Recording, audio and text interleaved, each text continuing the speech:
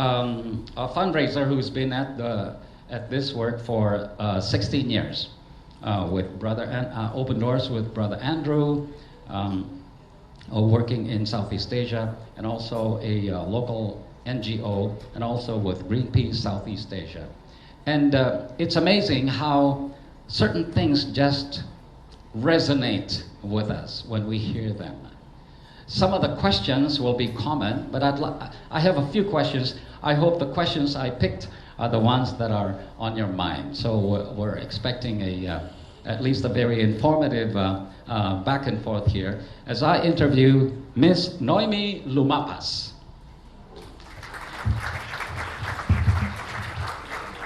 Hi, Efren. Noime has been with the fundraising world quite a while, since 2002. And Zenit asked her, Zenit, when was she with the Fundraising Institute? Long time ago. 10 years. 2009. Okay. So Zenit said, Noime, can you please share your experience at the Generosity Summit?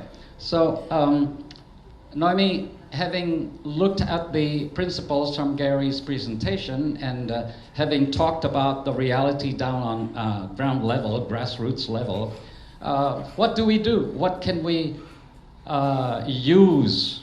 What things are there that's available to us? Well, I have a few questions that I hope, like I said, are the questions that are also topmost on your mind. And of course, one of the questions is realizing the huge potential for giving in the Philippines, but also juxtaposing this with the often insufficient methods of motivating and informing our potential donors. What practical first steps should fundraisers take to bring about a generous movement of supporters that will bring resources for the organization? I mean, what first steps do you suggest? Practical steps. Maybe before I start, Efren, I will have to apologize to Dr. Gary if ever I will use the word donor during our conversation. I know you hate that word, but in the fundraising context, donor is what we call for people who give towards maybe a faith-based organization or a non-faith-based organization like Greenpeace that I worked for this past few years. So practical steps. Maybe I'd had to ask, who are among us here are fundraisers, like those who are in the front lines raising funds? Yes, mabuhay ang mga fundraisers. Yes. It's a tough job, right? But it's a very fulfilling and meaningful job to be part of cultivating, creating, developing Filipinos who give towards the church and towards organization and towards other people who are in need. When I started with fundraising, I don't have any idea what it is all about. I graduated from social work from the University of the Philippines, and my dream was to work in a government organization or government office or in a hospital setting. But a friend told me about Open Doors with Brother Andrew, and I was so interested with the cause, helping, supporting persecuted Christians around the world. And so I took it. I took the job, and I've never left the fundraising world until now. For fundraisers, it is very important, Efren, to have a very clear proposition. What is it that we want to ask people to donate or to give for? A single-minded, only one thing, one proposition that we would like to pitch or to sell, sorry for the word, sell, and to motivate people to give. We need to have a robust and compelling proposition. World Vision. Is there somebody from World Vision here? World Vision? Every child to live a full life. Very simple. One of my favorite organizations, Charity Water, bringing clean, safe drinking water to people in developing countries, because water changes everything. We have a small startup organization in the Philippines called Right Start PH. Do we have someone from Right Start PH here? It says providing creative spaces for poorest children in the community. Very clear message. And I think for fundraisers, that's where we have to start. What is it that we want people to give to? Second, with that proposition, we should be able to answer the hardest question ever for fundraisers. Why should I give to your organization? What value does that give to me as a person, to my family, to my church, if you are a church donating to another organization? Why should I give to your organization? And that we should be able to explain the value that giving, that act of giving, gives to that person who is donating financially or donating time or other types of resources to the organization that he or she is supporting. Secondly, we need to understand who we are talking to. Among the fundraisers, do you know your what we call intended audience or target potential supporters? It's so hard, right? Because all organizations in the Philippines and around Southeast Asia who are raising funds are sort of competing, getting to these people so that, you know, they will donate on a monthly basis, annually, or one-off giving. So it's important, it's not rocket science, but there are indicators that we need to understand on who we should tap, because it's not just the public, it's not everyone. Everyone, going back to the concept, to the principles that Dr. Gary just shared, Efren said it's too idealistic, but yes, it is possible, right? It happens in the life of Dr. Gary and his family. It's possible, it's doable. But in the when we go down to the fundraising context, we need to have some science in there, some indicators of how we can acquire these quality donors or supporters. Maybe you want to look at the places or the location that you are raising funds from. For many organizations, we have fundraisers in the malls, we have fundraisers on the streets, we have fundraisers in the church, we have fundraisers online. So these are the places that you can go to raise funds for. So maybe location, channel, what channel are we using to get donors into the fold? Maybe we have what we call payment method. So guys, these are just really practical things. Maybe the PhD people here are like, that's not so important, but yes. Payment method. So in Southeast Asia, we are seeing that people, those people who give through their credit cards are those who are retained for many years in the organization. And those who give through their bank accounts are those who normally fall off along the way. So you might want to look at payment method, right? And another one is maybe age. In the Philippines, our average age of donors is around 40 years old. Younger than that, they would give to the organization like maybe 1-2 years. But those who are maybe more settled and has more capacity to donate, they stay longer in the organization. So those are just very practical tips like that you want to look into in your organization, where you can really deep dive and see if you are acquiring the right people to support and sustain and fuel your programs. How do we acquire supporters?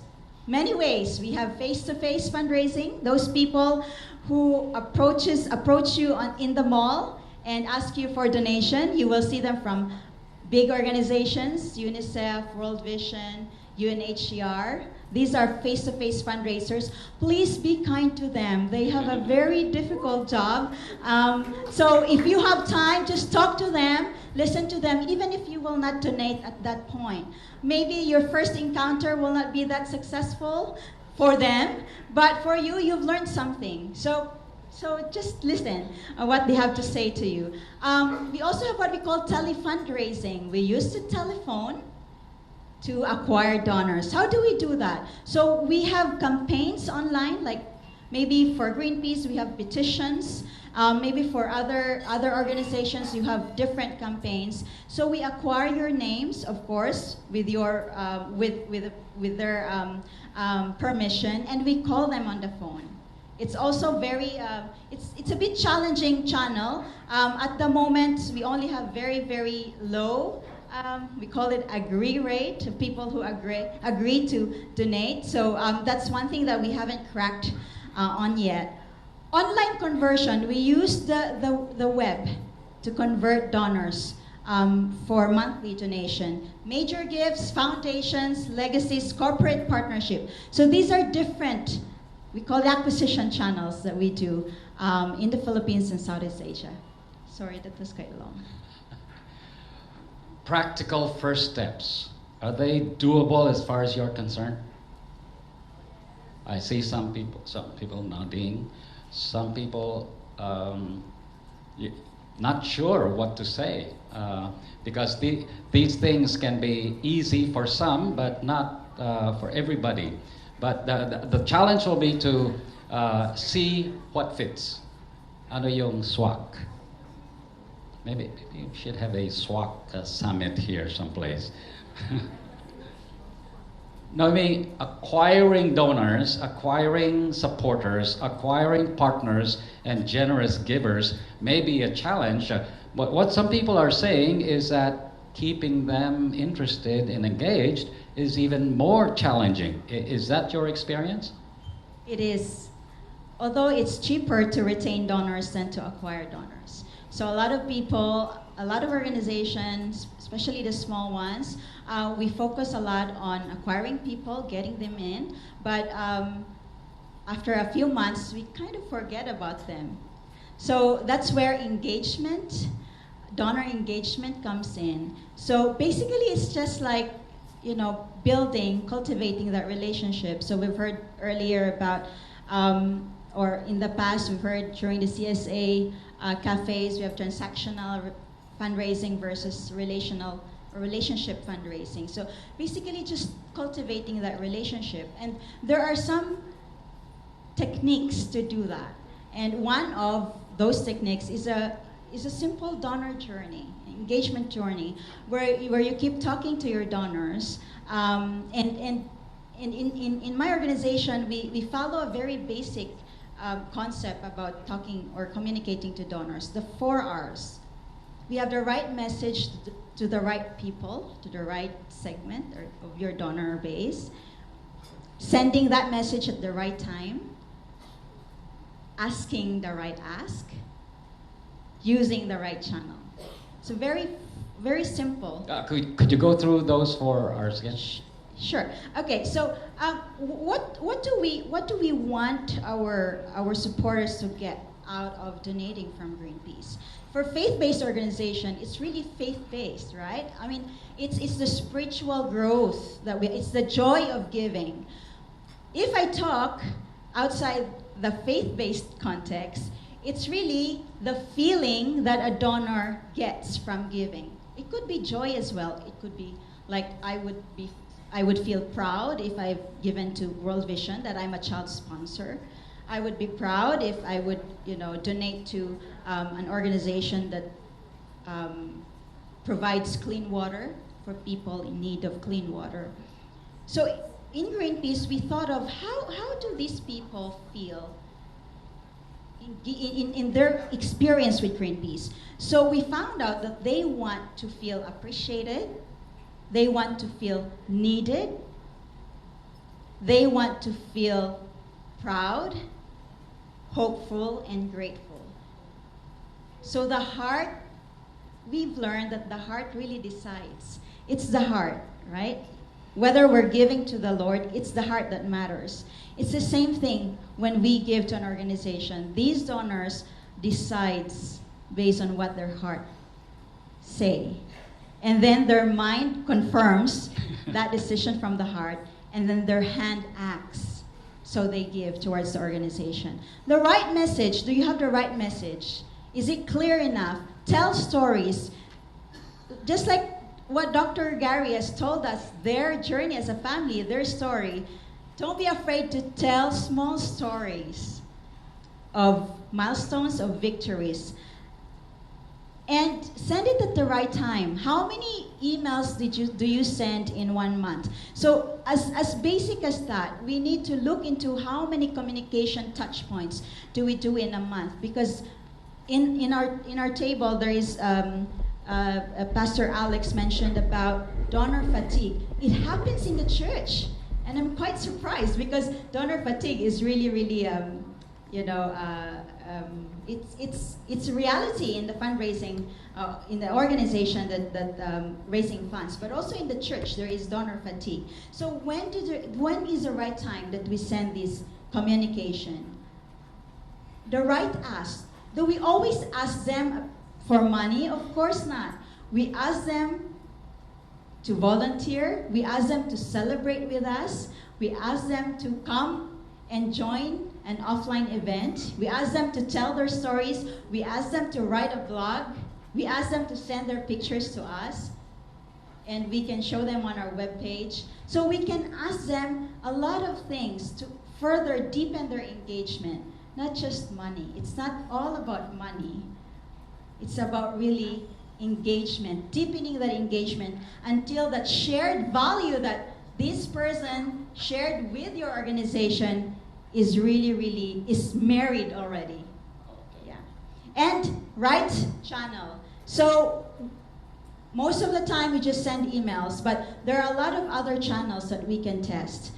We can use SMS or text.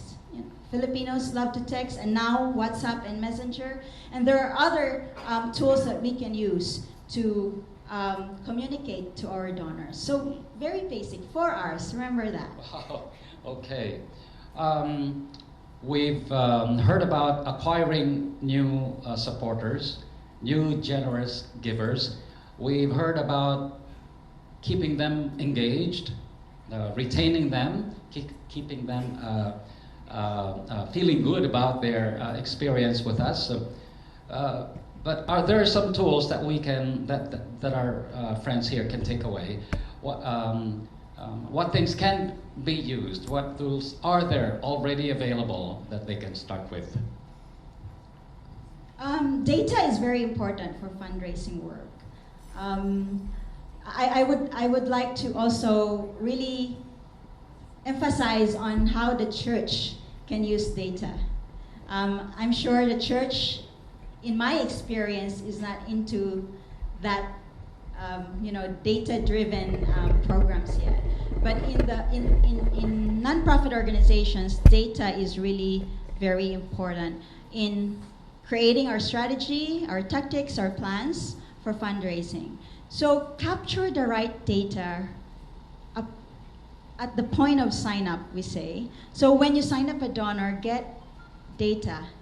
Get the information that you want, because you want to know more about the donor, right? You want to build that relationship with that donor. So get that data as soon as you can and store that data properly. So a lot of organizations, especially those who are just starting, is not able to capture and store properly the data. So that's one thing. That's one of the most important tools, I think, in fundraising that we should be mindful of.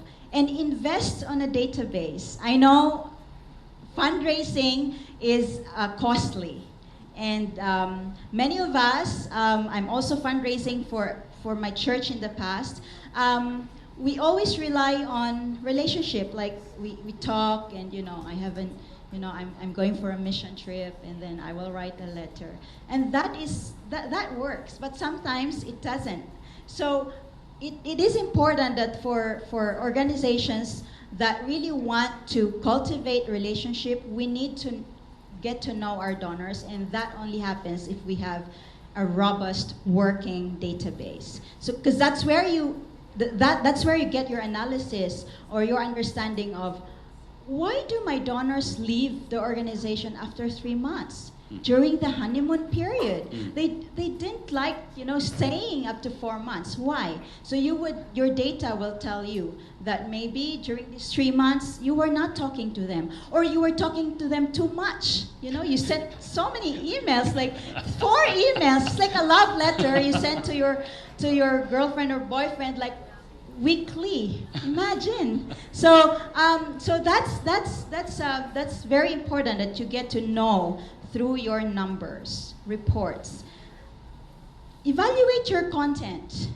Like I mentioned about the right message. Most of the time, and this is also a pitfall for many organizations, even the big ones, that we talk about ourselves. Most of the time, we love ourselves too much. That this is what we have done in the past 3 months, in the last campaign that we did, but we were taught in fundraising that the word "you" is the most important word in fundraising. Mm-hmm. You as a donor, you made this possible. You made this change. You made an impact. You are part of the change. So let's be mindful of that. Our communication touch point should be supporter or donor centric. It's not about us. Supporter relations. How do we ensure that those people who are ready to upgrade or to give a little more, they have the chance, they're given the chance to give more? And what do we do with donors who fall off after 1 month, 2 months, 3 months? We reactivate them, we call them back and we say, hey, we missed you. One of our reactivation email, the subject line, it says, we missed you. And we're like, will this really work? We missed you. You haven't given your donation for 3 months. We really missed you. But guess what? It worked. Yeah. People are, we feel good when someone tells us, I missed you. I missed you too. I hope they will respond with their donation. So be careful. One fundraiser guru, one of the conferences that I've attended, he said that fundraisers are the best storytellers. We are in charge of all the verbs in the world. So use it. We missed you. We would like to know about you. So in our welcome email journey, we have what we call a welcome journey, the first 3 months, the honeymoon period. And we make sure that these donors feel good during the first 3 months. And we ring fence them. We don't ask anything from them. We just lavish them with love, right? And so the first email is, of course, thank you for signing up. Second email is, I want to know more about you. Please take this survey. How do you like your experience to be with Greenpeace or with the church, with their organization? The third email is, we would like you to volunteer. Come, join us in this offline activity. Fourth email is, thank you for your first gift. So we thank them for signing up, and then they have not given the first gift yet, and then they will give the first gift, and then they have an email. And then we missed you if they missed giving their first gift. So those simple communication, that really, and I will be a bit proud to say that our emails were opened 36% for that test, for the email welcome journey. And we used to have only 9% opened email. So that was, I think that we missed you really worked. Wow. Is this really real? Is this doable? We can send emails with the subject line, we missed you. Ginagawa ba yan ng World Vision? We missed you. Let's take a look at how these things can really work. If any of you would like to engage Noime over lunch, I'm sure she'll be willing. Is there anyone that has any more questions? Please go approach her for more practical ways of doing this. Noime, what do you feel this group is going to accomplish in the next 12 months or so as you've been with them? Everyone looks brilliant, and and I guess they will do good in the next 12 months. Yeah, thank you. Thank you very much. Noime Lumapas.